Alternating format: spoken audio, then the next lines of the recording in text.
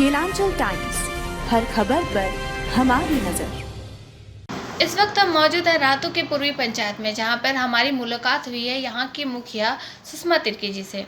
ये इनका दूसरा कार्यकाल रहा है। पहले कार्यकाल में इन्होंने काफ़ी अच्छा काम किया है। जनता ने बताया कि ये उनकी काफ़ी सेवा कर चुकी हैं।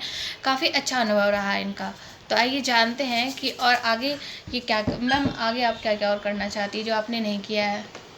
करने का तो सभी काम किए हैं, और सबसे पहले आप लोग को मैं बहुत बहुत धन्यवाद देना चाहती हूँ कि आप लोग इतना दूर से मेरे पास आए मेरा इंटरव्यू लेने के लिए। इसके लिए बहुत बहुत आपके चैनल को और आप लोगों को बहुत बहुत धन्यवाद। देखिए, मुखिया बनने से पहले मेरा ये दूसरा कार्यकाल है मुखिया बनने का, और जहाँ तक मैंने लोगों के साथ चलकर साथ में मिलकर काम को किया है, जितना भी काम हुआ पंचायत में लोगों की सहमति से, लोगों का साथ से, सबके मिली जुली से काम हुआ है। और आगे का काम के लिए हमको इस बार 1 साल लगभग हो गया हम लोग का नया बने हुए फिर से, लेकिन इस बार पंचायत में बहुत कम फंड दिया गया, जिसके कारण 1 साल लगता है कि काम नहीं के बराबर हुआ है। और काम करने का इच्छा है, लेकिन अगर फंड देगी सरकार तो और ज़्यादा काम होगा। जहाँ जहाँ नहीं हुआ है वहाँ वहाँ सब काम होगा। कितने जल मीनार बनाए हैं अभी तक आपने? मेरे यहाँ लगभग 12 जल मीनार होंगे पूरा पंचायत में, ये बनाए हैं मैंने। और सुंदरीकरण कितने करवाए आपने जल मीनारों की? जल मीनार का सुंदरीकरण नहीं, उसका मरम्मतीकरण बोल सकते हैं। सुंदरीकरण तो दूसरा चीज़ हो जाएगा। मरम्मतीकरण में देखिए, जब जब खराब होता है आवेदन लेते हैं लोगों से, उसके बाद बनता है। कुछ समय कभी लग जाता है, कभी 15 दिन लग जाएगा, कभी 2 दिन में हो जाएगा। जैसे मिस्त्री आता है वैसे हम लोग काम करा देते हैं। कितनी सड़कें बनवाई है आपने? सड़कों तो हमको लगता है 30-35 सड़क हम लगभग बनवा चुके हैं। बच्चों के जो स्कूल में आपने क्या क्या व्यवस्थाएं दी है उनको?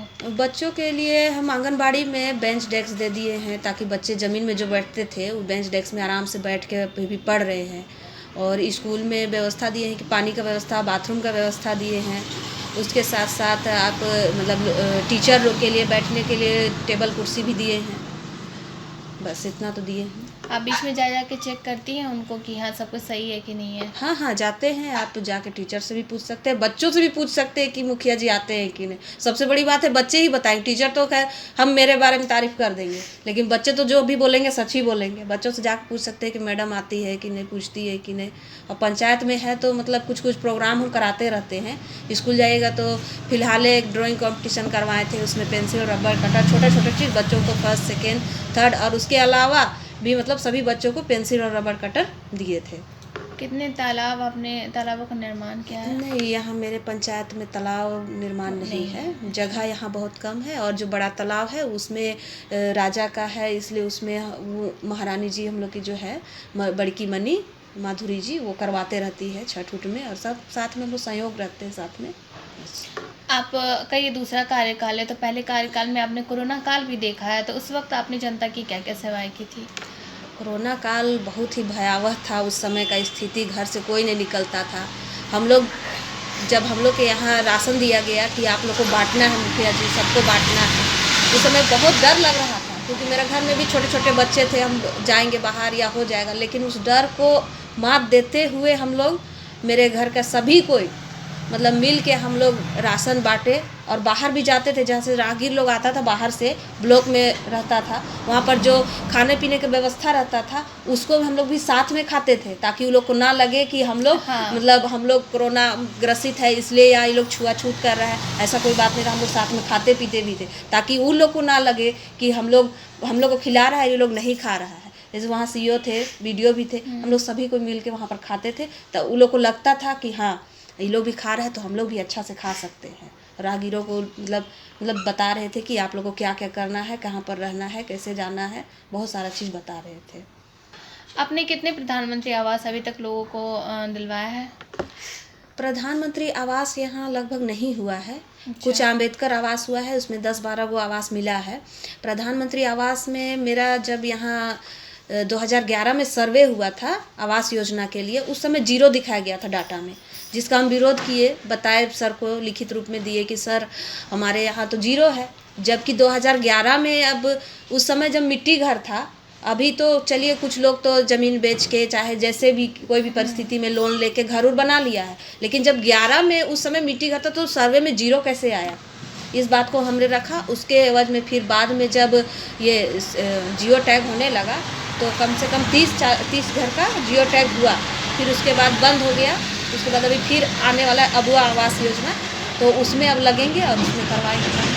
बिजली की क्या व्यवस्था है आपकी पंचायत में? बिजली की क्या व्यवस्था है?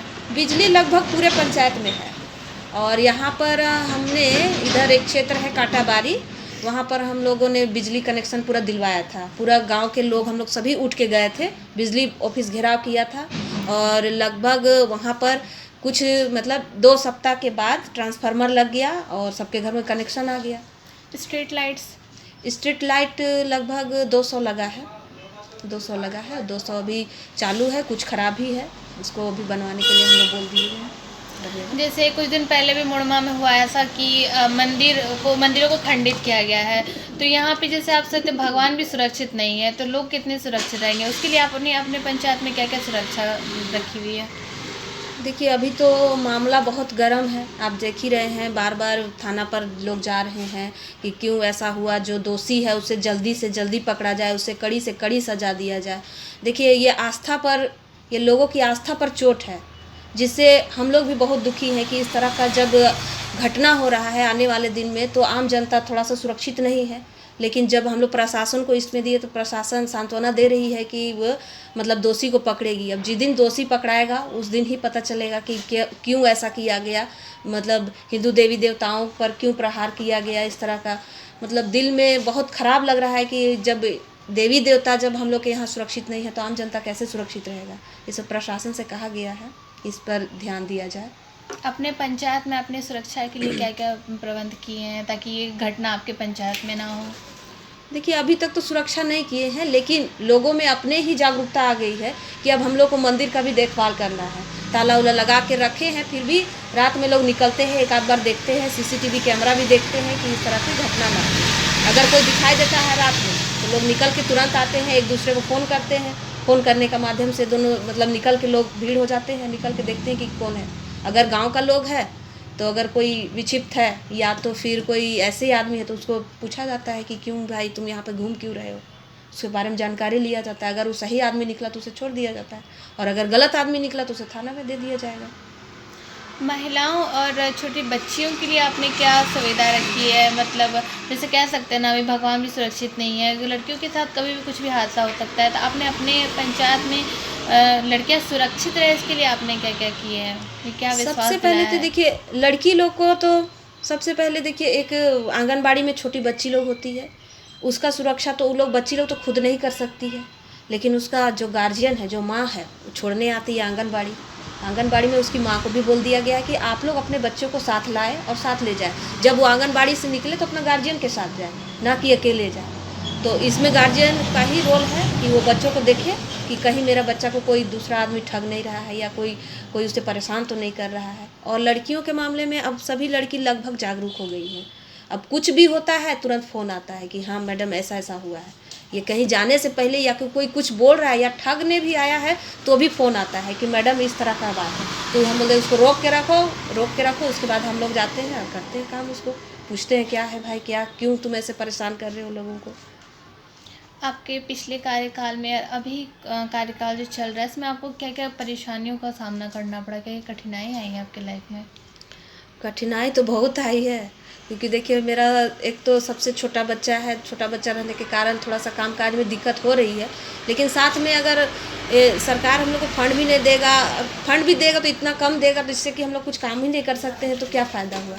अभी 1 साल में लग रहा है कि हम लोग को तो इतना कम दिया है कि चटनी जैसा लग रहा है, उससे तो कुछ काम ही नहीं होगा, तो जनता क्या विश्वास करेगी। अभी जब जाते हैं कहीं पर तो लोग बोलते हैं कि मैडम अभी तक कुछ काम नहीं हो रहा है, तो जीतने के बाद लगता है कि काम करें। अब काम नहीं होगा तो हमको भी लगता है कि मुखिया बने हैं बेकार।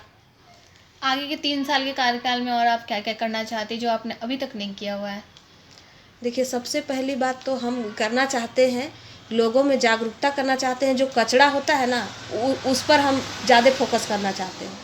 जो कचरा लोग फेंकता है उसको कैसे हटाया जाए उस पर भी हम लोग बात करना चाहते हैं। और उसको सोचते हैं कि वो चीज़ जो हो जाएगा ना हम लोग पंचायत में, तो सबसे बहुत बड़ा चीज़ हम लोग का जो बीमारी हो रहा है यहाँ पर वो सब नहीं होगा। एक स्ट्रिक्ट एक्शन लेना चाहिए, जैसे विदेशों में होता है कि फाइन लगता है कचरा फेंकने के लिए, तो आप भी ऐसा कुछ सोची हैं? ऐसे ही सोच रहे हैं, अभी सोचे नहीं है, लेकिन दिमाग में चल रहा है कि इस तरह का कुछ अलग टाइप का करें जिससे कि लोग में भी जागरूकता आए और लोग भी कचरा फेंकने से पहले सोचे।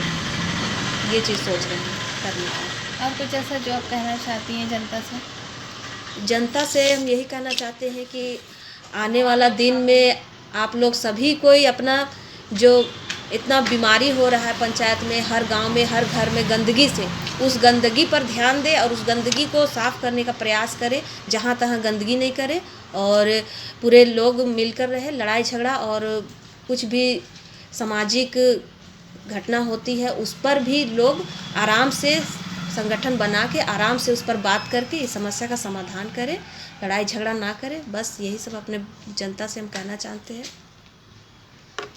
जैसा कि आपने देखा कि मैम का कहना है स्वच्छ रहे, सुरक्षित रहे, यही इनका जो कहते हैं कि एक तरह से इनका प्रयास है जनता स्वच्छ रहे, सुरक्षित रहे। साफ़ सफाई को लेके ये काफ़ी ज़्यादा ध्यान दे रही हैं।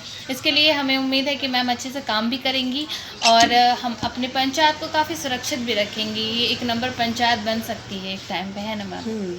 ठीक है। केलांचल टाइम्स, हर खबर पर हमारी नज़र।